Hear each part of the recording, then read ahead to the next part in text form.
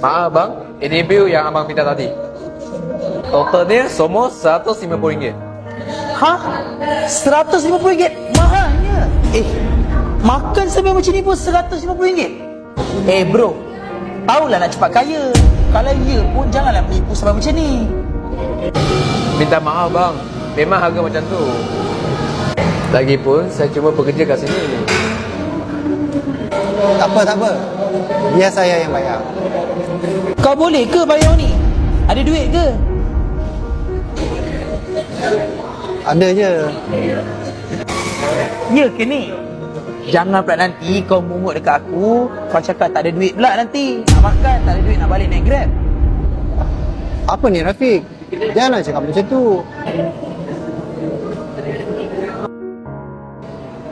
Dah lah, biar aku je lah yang bayar. Kang, kalau kau yang bayar Kang, duit kau tak cukup pula Kang. Dah lah tu Rafiq, malu aku.